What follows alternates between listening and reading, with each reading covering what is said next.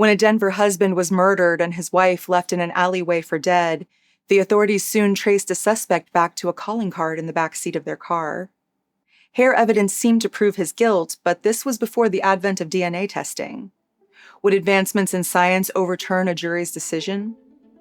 This is the story of Stephen Harrington, the convicted killer who got 2 criminal justice nonprofits to believe he was innocent.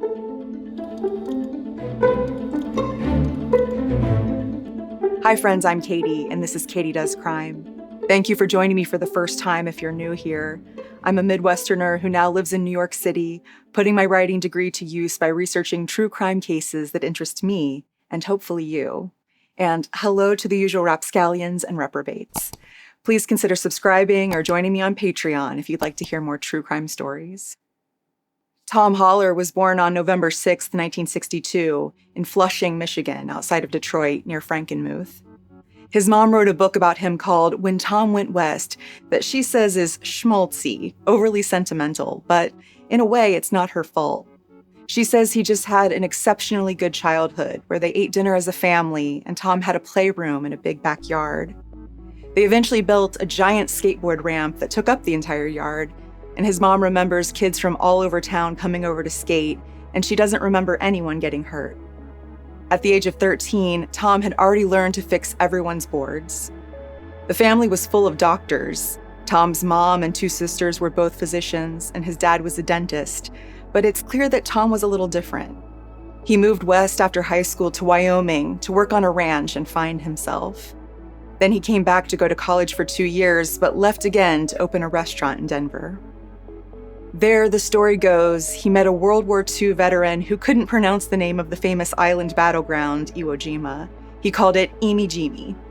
So when Tom later opened up a store to sell skateboards and skater clothes, he called it Imi Jimi. It's funny because Tom kind of looks like a regular kind of brochacho in photos, handsome in his tux with his slicked hair, but apparently he was so much more than his looks. He was a screen printing artist and a community activist. He stood for peace and love. He made friends with students, the homeless, anyone who came to his store looking for a job or even just acceptance. He loved old cars and owned a vintage 1940 Cadillac hearse. Once he met his future wife, Christina Schneider, Tom's mom says they were constant companions, and it sounds like they were very attached to and involved in their Denver community. The kids who shopped in their store saw them as a big brother and sister, and Tom joined a crime watch group called the Unsinkables to help protect the neighborhood. He probably could have never guessed that he'd be the next victim. Tom and Christina had come home from a Rockies game and a night out dancing on July 23, 1993. They were parking their black 2-door Honda near their apartment building in Capitol Hill after midnight. It was just the wrong place at the wrong time. 2 gang members were looking for someone to rob when they came upon the couple. A random act of violence during a summer when that was happening a lot in Denver. They demanded money in the car, and when Tom told Christina to just ignore the men, they shot 30-year-old Tom, forced 27-year-old Christina into the back seat, stole the car, severely beat Christina, and tore off her clothes. They left both her and the car in an alley for the police to find 30 minutes later. Though Christina lived, she suffered from a broken ankle, 6 missing teeth, a crushed eye socket, a broken jaw, and so many more physical wounds. But also, of course, the lingering horrors of an attempted assault. The car windows had so much blood on them, and her injuries were so awful that authorities assumed Christina must be dead, until she slowly turned her head to face them. Tom and Christina had been thinking about buying a home and starting a family, and had just celebrated their first wedding anniversary the previous week. When dawn came this morning, neighbors and friends were left in shock, simply wondering why. Why would they shoot him? Why would they shoot my best friend? I don't see the point, you know. I mean, what for?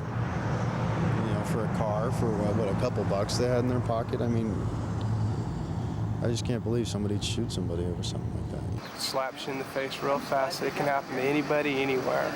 Neighbors tried to cope with their grief and comfort each other. They can't understand why anyone would hurt Tom and Christine. The perfect young couple, they had their 1-year wedding anniversary a week ago. You couldn't have found nicer, more generous people.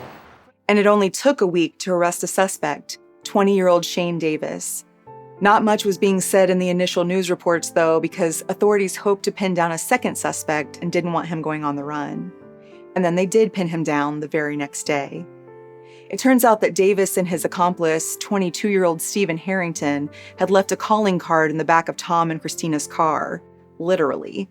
Police found a torn business card, a watch, and a coin purse in the Honda that didn't belong to the couple. The card had a pager number on it, which led them to a woman who had met Davis at a gas station hours before the murder. She said he told her his street name was Pumpkin and asked for her pager number. Davis gave her his phone number in return, and that number led police to his mom's house. Tom and Christina's car was found only 5 blocks from where Davis lived.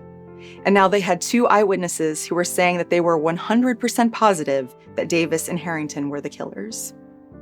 In May 1994, a judge had to stop jury selection in the case when it became apparent that the prosecution might be trying to purposely exclude minorities, with the 2 suspects being black. The prosecutor had dismissed 8 people of color in short succession, citing reasons like having long hair or wearing a t-shirt to court.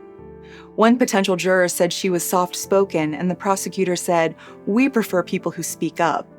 One man said he had quit college, and the prosecutor said, "We don't want quitters on this jury." Once the trial got going, 2 selected jurors had to be dismissed, and 1 witness had to be warned about perjury. And then defendant Harrington was being escorted to a holding area when he decided to act out against one of the guards and had to be subdued by a handful of officers. It sounds like the whole thing was quite the circus.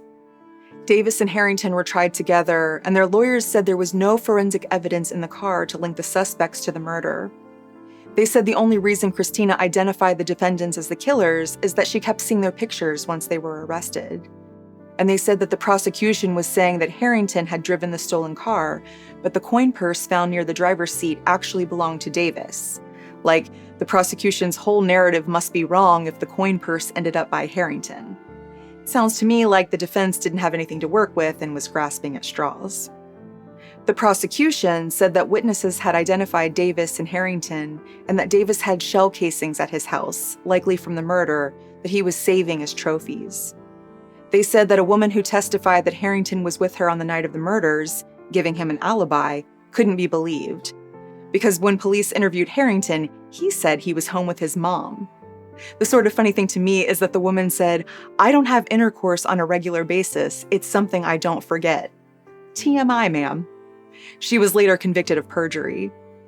And the way an officer described finding Christina must have been so terrible for the jury to hear. He said, "The face didn't look human at all. It was so mangled. It was about twice the size of my head.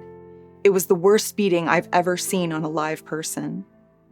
A white t-shirt had also been found near Tom and Christina's abandoned car, and a Colorado Bureau of Investigation analyst testified that there was a high probability that hair found on it had come from Harrington.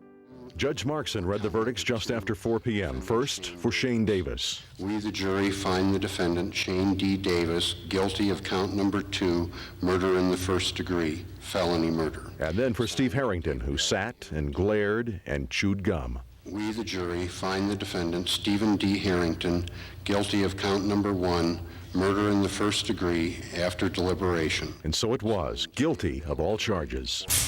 Both were then taken back to jail, Davis smiling, Harrington still defiant. Do you have anything to say about the verdict? Yes, So Davis and Harrington were both convicted on 8 different counts. The DA at the time said he didn't seek the death penalty because he was aware that people get the death penalty more often if they kill white people. So the men were sentenced to life in prison plus 200 years without parole. And just a week later, some news came out that made their guilt all the more obvious. Davis's brother was arrested for selling a gun to a man, and it turned out to be the murder weapon in Tom and Christina's case. The man saw gunpowder still on the gun, became suspicious, and eventually turned it into police after the trial.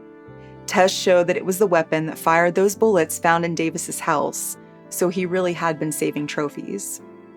It sounds to me like Christina ran the skate shop Imi Jimi until 2002 when she sold it.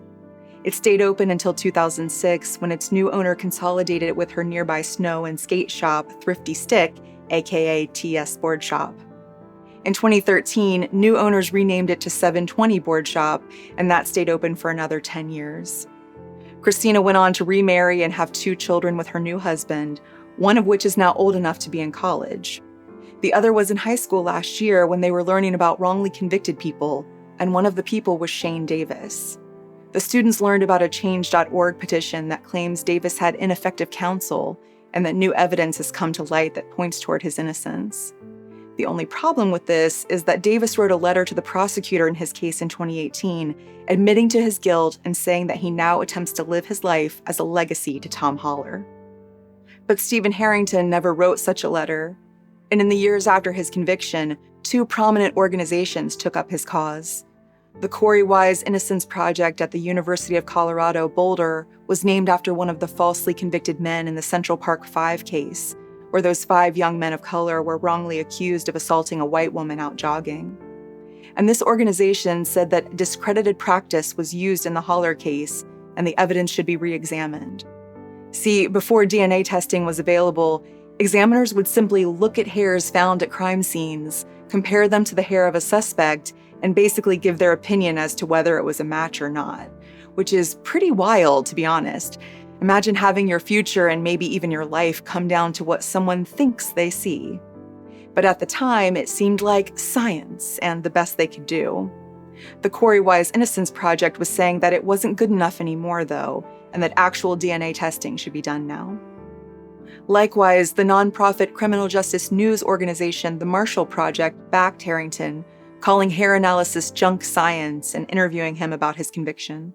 When they took my hair, I'm thinking, shit, this is gonna help me. And feeling like, okay, well, let's test the shit, get on with it, That's what I felt then.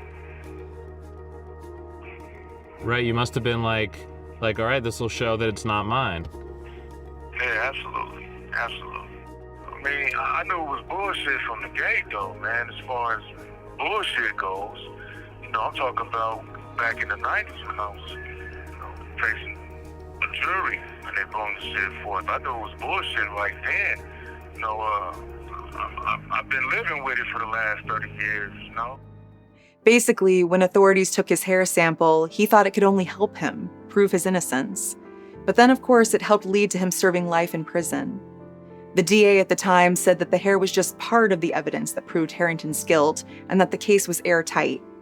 But thanks to these justice groups pushing for a reevaluation of the evidence, the Colorado Bureau of Investigation agreed in late 2021 to review Harrington's case along with 50 others. And you might have already guessed where this was going, but it didn't work out in the way he was hoping. DNA extracted from the hair found at the crime scene matched Harrington's. And his DNA was also found on 3 spots on the t-shirt left there too. So Harrington and Davis remain in prison, and the groups backing him have quietly removed mention of Harrington from their websites and Facebook pages. And I know people point fingers at the nonprofits doing this work to defend people who may actually end up being guilty, like it's a waste of time and resources. In a column for the Colorado Sun, the original DA in this case wrote, "The Innocence Project and the Marshall Project took the side of a stone-cold killer." But that's because the people who do this kind of thing, who fight for what's right and the lives of people who can't fight for themselves, are also the kinds of people who are going to give a murderer the benefit of the doubt when he says he's innocent. It's a shame that liars sometimes take away resources that could be better spent on others, but I'm grateful to the people who give their time and money to these causes. Because if one person is in prison who shouldn't be, what does that mean for our justice system? As always, please let me know what you think about this case in the comments. Thank you for tuning in today. I'm just a true crime fan like you are, and I really appreciate you taking a chance on me. Please like and subscribe to my channel if you like spending this time together. I would be so appreciative. Until next time, I'm Katie, and this has been Katie Does Crime.